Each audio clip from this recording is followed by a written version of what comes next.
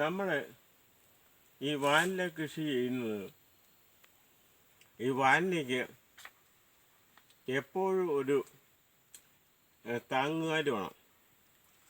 പണ്ടെല്ലാം നമ്മൾ ചെയ്തുകൊണ്ടിരുന്നത് ഈ കൊന്നയുടെ മുകളിൽ ഒരു താങ്ങുകാല് വേണം. ആ താങ്ങുകാലിലാണ് ഇത് കൃഷി ചെയ്യുന്നത്.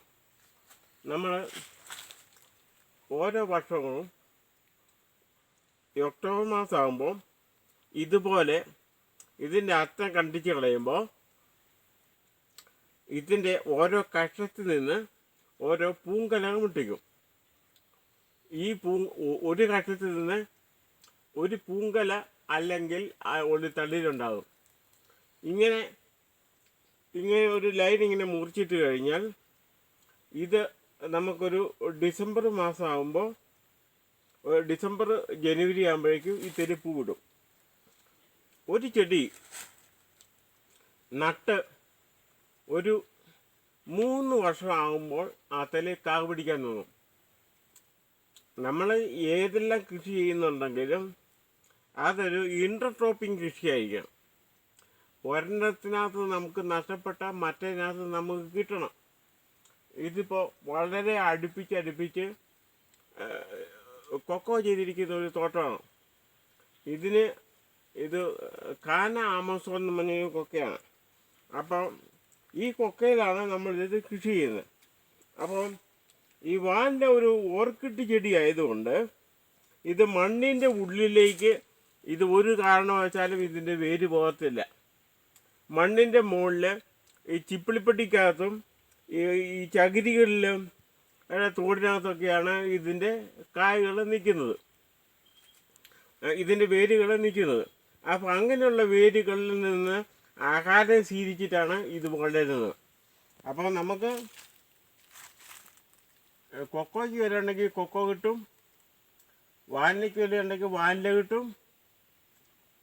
അങ്ങനെ ഇതൊരു ഈ കർഷകനെ സംബന്ധിച്ചിടത്തോളം ഇവന് കൃഷി എന്ന് പറഞ്ഞൊരു ചൂതാട്ടമാണ്.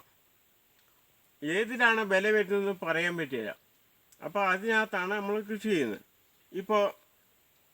ഇതിപ്പോൾ ഒരു കൊക്കോയാണ്. ആ കൊക്കോയെ നമ്മൾ ഇങ്ങനെ കൃഷി ചെയ്തിരിക്കുന്നതാണ്. അതേപോലെ തന്നെ വേറൊരു കൊക്കോ ഞാൻ കാണിച്ചു തരാം. ഇതുണ്ടോ, ഇതുപോലെ തന്നെ ഇട്ടിരിക്കുകയാണ്. പക്ഷേ ഈ കൊല്ലം കൂടുതൽ മഴയായതുകൊണ്ട് ഇതിൻ്റെ കായകളെല്ലാം ചീഞ്ഞു പോയി. ഇതിലൊക്കെ അത് ഇങ്ങനെ ഇപ്പോൾ ഈ മാസം ഇങ്ങനെ ഒടിച്ചിട്ട് കഴിഞ്ഞാൽ ഈ ഡിസംബറിൽ തന്നെ ഈ തെക്കാ കായ്ക്കും. ഇതുകൊണ്ട് ഇത് കായ്ച്ച് കിടക്കുന്നതാണ്. ഇതുകൊണ്ട് ഇത് പറിക്കാൻ പാകമായ കായാണ്.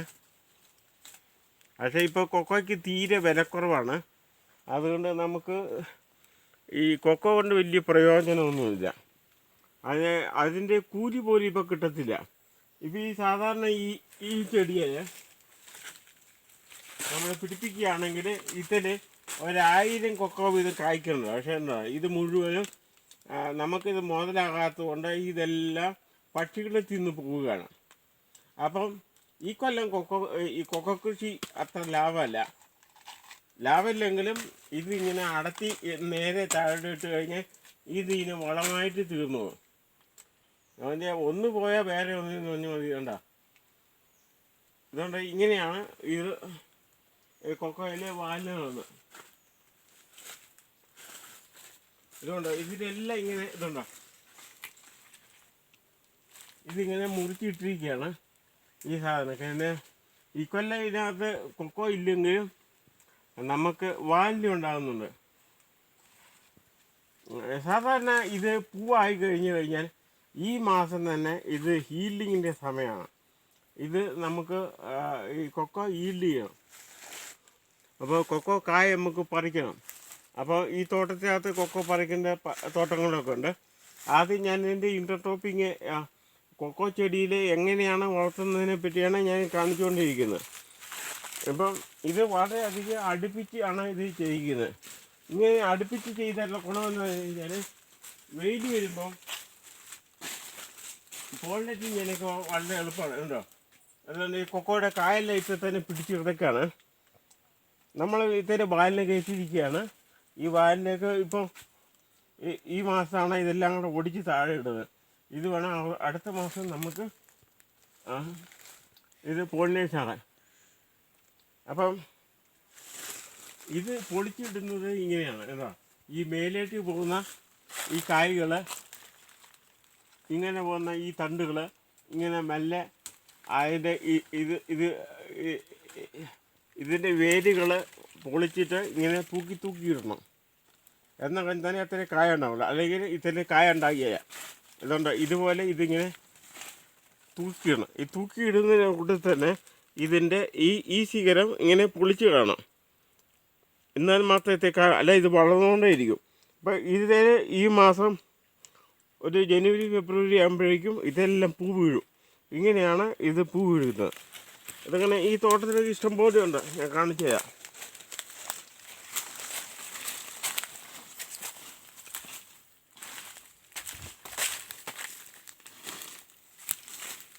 ഇത് കണ്ട.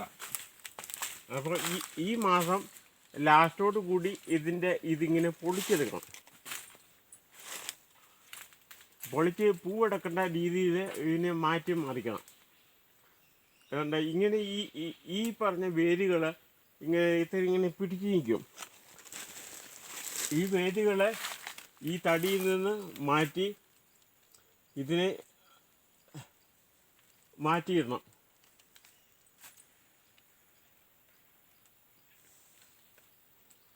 ഇതിനാണ് ചെടി ഒരുക്കൽ എന്ന് പറയുന്നത്.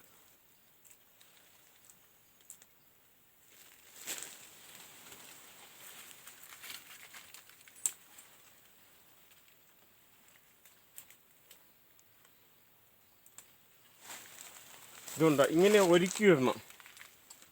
ഇതിപ്പോൾ ഇവിടെ തന്നെ നിൽക്കണം. ഇതിൻ്റെ ഇവിടെ അങ്ങ് ഒടിച്ച് കളഞ്ഞാൽ ഒന്നിനെ ഇവിടുന്ന് പൂവാവും, അല്ലെങ്കിൽ ഇവിടുന്ന് പുതിയ ഇത് കിട്ടും. ഇങ്ങനെ ഇടണം. ഇങ്ങനെ ഇട്ട് കഴിഞ്ഞാൽ ഇതിൽ കായാവും.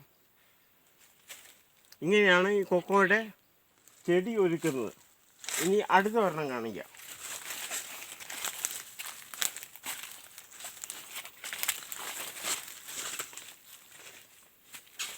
ഇതുകൊണ്ട് ഇതൊരു കൊക്കോയാണ്. ഇതിൽ കയറി വരുന്നത്.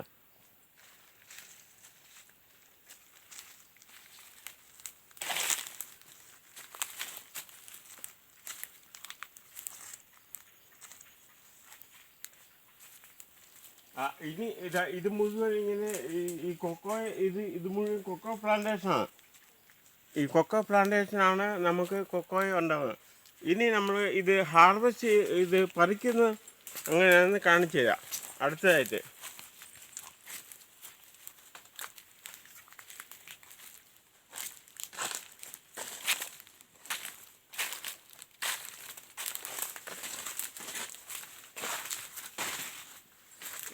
ഇത് കണ്ടോ, ഇതാണ് കൊക്കോ പിടിപ്പിക്കുന്നതാണ്. ഇത് കണ്ടോ, ഇത് ഒരു വർഷം ആയതാണ്. അതിൻ്റെ മുകളിൽ നിന്ന് മൂളം പൊട്ടിയിട്ട് മേലോട്ട് വരികയാണ്. ഇതിപ്പോൾ ഒരു 9 മാസത്തിന് മുമ്പ് പൂവായിട്ട് പോളിനേഷൻ ചെയ്ത ഒരു മരമാണ്. ഇതിങ്ങനെ കെട്ടി തൂക്കിയിട്ട് വളർത്തണം. അപ്പോൾ ഇതിനകത്തുനിന്നാണ് ഇത് ഹാർവെസ്റ്റ് ചെയ്ത് കൊക്കോയാകുന്നത്. നമ്മുടെ നാട്ടിൽ ഈ കായ പറിക്കാറായ കായാണ്. ഇതുകൊണ്ടാണ് ഇത് മൂത്തു. ഒരു കൊക്കോയെ സംബന്ധിച്ചിടത്തോളം ഒരു 9-10 മാസത്തിനുള്ളിൽ അതിൻ്റെ കാ പറിക്കാം, നമ്മൾ പോളിനേഷൻ ചെയ്ത്. പക്ഷെ നമ്മുടെ നാട്ടിൽ ഈ കൊക്കോയിൽ പല രീതിയിലാണ്, കാലാവസ്ഥയിൽ വളരെയധികം വ്യത്യസ്തമായിട്ടാണ് ഇതുണ്ടാകുന്നത്. സാധാരണ മൂവാറ്റുപുഴ ആ ഭാഗങ്ങളിലൊക്കെ ഈ മാസം കാ പറിക്കാറാവും. പക്ഷേ അവിടുന്ന് ഒരു 100-400 കിലോമീറ്റർ ഇങ്ങനെ പോകുന്ന കഴിയുമ്പോൾ കാലാവസ്ഥയ്ക്ക് വ്യതിയാനം ഉണ്ടാകുന്നത്. അപ്പോൾ ഇവിടെ മൂവാറ്റുപുഴ, തൊടുപുഴ, കോട്ടയം ആ ഭാഗത്തൊക്കെ കാ പറിച്ച് തീരാറാകുമ്പോഴാണ് ഇവിടുത്തെ കാ പറി തുടങ്ങുന്നത്. ഇവിടുത്തെ കാ പറിച്ച് തീരാറാകുമ്പോഴാണ് കർണാടകയിലെ കൂർഗ് ഡിസ്ട്രിക്റ്റിനകത്ത് കാ പറിക്കാൻ തുടങ്ങുന്നത്. അപ്പോൾ കാലാവസ്ഥയുടെ വ്യതിയാനത്തിനനുസരിച്ച് ഒരേ സമയത്ത് ഈൽഡിങ് ആകുകയില്ല. സാധാരണ ഇവിടെ കുരുമുളകൊക്കെ പറിക്കുന്നതിന് 2 മാസം കഴിഞ്ഞാണ് കർണാടകയിലെ ഗൂർഗ് ഡിസ്ട്രിക്റ്റിലേക്ക് കുരുമുളക് പറിക്കുന്നത്. അതിന് ഈ കാലാവസ്ഥയുടെ വ്യതിയാനം അനുസരിച്ച് ഇത് മാറിക്കൊണ്ടേയിരിക്കും. അപ്പം ഇത് പോളിനേഷൻ തുടങ്ങുന്ന മുതൽ 1 മാസത്തിനുള്ളിൽ ഇങ്ങനെയാണ് കായകൾ വന്നുകൊണ്ടിരിക്കും. അപ്പം ഇങ്ങനെ വരുന്ന കായകളിൽ 2-3 പ്രാവശ്യം ഇടവിട്ടാണ് ഇത് കാ പറിക്കുന്നത്. ഇത് കാ പറിക്കുമ്പോൾ നമ്മൾ ശ്രദ്ധിക്കേണ്ട ഒരു കാര്യമുണ്ട്. ഇതങ്ങനെ പെട്ടെന്ന് പറിക്കാൻ പാടില്ല. ഇത് നന്നായിട്ട് പഠിച്ചു കഴിഞ്ഞാണ് പറിക്കുന്നത്. ഇപ്പം നമ്മൾ കാ പറിക്കുമ്പോൾ ഇതിനകത്ത് എല്ലാ കായൊന്നും പറിക്കാറായില്ല. ആദ്യം പോളിനേഷൻ ചെയ്താണ് ആദ്യം പറിക്കുന്നത്. ഈ കായ ഒരു കാരണവശാലും വലിച്ചു പറിക്കരുത്. ഇതുപോലെ തന്നെ അടർത്തിയെടുക്കണം. ഇങ്ങനെ അടർത്തിയെടുക്കണം. കായ ഉണ്ടോ, ഫംഗസ് വരാതിരിക്കാൻ വേണ്ടിയിട്ട് ഇങ്ങനെ അടർത്തിയെടുക്കണം. അപ്പോൾ ഇതിൻ്റെ ഹാർവെസ്റ്റിംഗ് ആണിത്. ഈ കായ ഇങ്ങനെ താഴേക്ക് പിടിച്ചിട്ട് ഇങ്ങനെ മേലോട്ട് ഇങ്ങനെ വളർത്തിയെടുക്കണം. ഇതാണ് അതിൻ്റെ ഹാർവെസ്റ്റിങ്. ഇങ്ങനെ വേണം ഇത് ഹാർവെസ്റ്റ് ചെയ്യാൻ. അപ്പോൾ ഈ കൊല ഹാർവെസ്റ്റിങ്ങിൻ്റെ ടൈമായി. ഇനിയിപ്പോൾ അടുത്ത കൊലയാണ്. ഇത് ഏതാണ്ടൊക്കെ മൂത്തു. ഇതും ഇതുപോലെ തന്നെ അടർത്തിയെടുക്കണം. ഇങ്ങനെ മേലോട്ട് കായലിങ്ങനെ പിടിച്ചിട്ട് ഇങ്ങനെ മേലോട്ട് അടർത്തിയെടുക്കണം. ഇങ്ങനെയാണ് ഇത് ഹാർവെസ്റ്റ് ചെയ്യുന്നത്. ഇതുകൊണ്ടോ, ഈ കായ ഇങ്ങനെ മേലോട്ട് പിടിച്ച് തിരിക്കണം.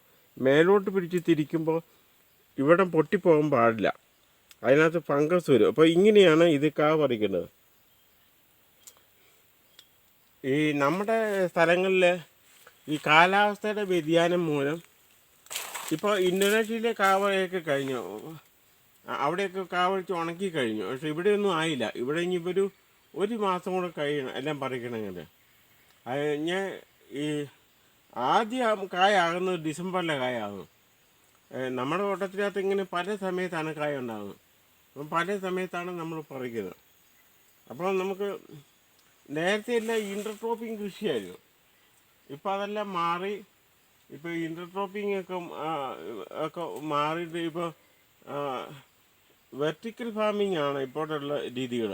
അതാണെങ്കിൽ ഇതുപോലെ തന്നെ അധികം ചവറിൻ്റെ ഒന്നും ആവശ്യമില്ല, വെള്ളമൊക്കെ കുറച്ച് മതി. അപ്പോൾ അങ്ങനെയുള്ള സ്ഥലങ്ങളിൽ പുതിയ രീതിയിലാണ് ഇപ്പോഴത്തെ കൃഷി രീതികളൊക്കെ. ഇപ്പോൾ നിങ്ങൾ ഈ കണ്ടത് ഇങ്ങനെ നമ്മൾ പഴയ കാപ്പിത്തോട്ടത്തിനകത്ത് കൊക്കത്തോട്ടത്തിനകത്ത് കൃഷി ചെയ്യുന്നതാണ് ഞാൻ നിങ്ങളെ കാണിച്ചത്.